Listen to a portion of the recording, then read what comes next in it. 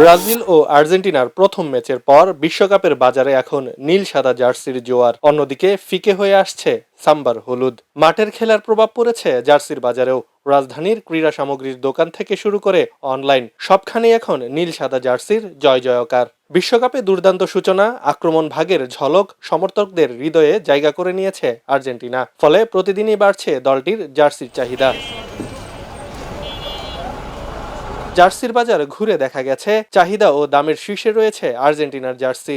মেসির জাদুর ঝলক, মাঠে দলের ছন্দময় পারফরমেন্স সব মিলিয়ে বিশ্বকাপের আকাশে এখন আলবেলিস্তাদের নীল সাদা রং যেন পূর্ণিমার চাঁদ। অন্যদিকে সাম্বা দেশের জার্সি এখনও জনপ্রিয় হলেও মাঠের অনিশ্চিত পারফরমেন্স, সমর্থকদের প্রত্যাশা ও বাস্তবতার ফারাক সব মিলিয়ে ব্রাজিলের জার্সির বাজারে দেখা যাচ্ছে তুলনামূলক মন্দা। জার্সি বিক্রেতারা বলছেন আর্জেন্টিনার জার্সির চাহিদা বেড়ে যাওয়ায় তা মিলাতে হিমশিম খেতে হচ্ছে, কিন্তু ব্রাজিলের জার্সি নেই তেমন চাহিদা। এবারে বিশ্বকাপে কোন জার্সি বেশি বিক্রি হচ্ছে? দুটার মধ্যে সব থেকে বেশি চলছে আর্জেন্টিনা। একবার মালা নিই ব্রাজিলের আর 3-4বার আনতে হয় আর্জেন্টিনার, তাও মনে করেন হয় না, কুলাইতে পারি না। চাহিদা বাড়ার সাথে সাথে বেড়েছে আর্জেন্টিনার জার্সির দামও। অন্যদিকে 150 থেকে 200 টাকায় ব্রাজিলের জার্সি মিললেও রয়েছে ক্রেতা সংকট। বিক্রেতারা জানান আর্জেন্টিনার জার্সি 40টা বিক্রি হলে ব্রাজিলের হচ্ছে 10টি বা তারও কম। ব্রাজিলের 150 টাকা আছে। ব্রাজিল যদি আমরা 20টা বেশি, আর্জেন্টিনার বেচতে পারি আমরা 40টা।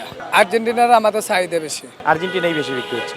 আমার কাছে সবচেয়ে কমটাই হলো 150, ব্রাজিলের 10টা হলে আর্জেন্টিনার 30টা হবে। বিশ্বকাপের মাঠের লড়াইয়ের পাশাপাশি সমর্থকদের আবেগের প্রতিযোগিতাও স্পষ্ট হয়ে উঠেছে জার্সির বাজারে। অন্তত এখন পর্যন্ত রাজধানীর বাজারে নীল সাদা রঙের ঢেউয়ে অনেকটাই ম্লান হয়ে আছে সাম্বার হলুদ।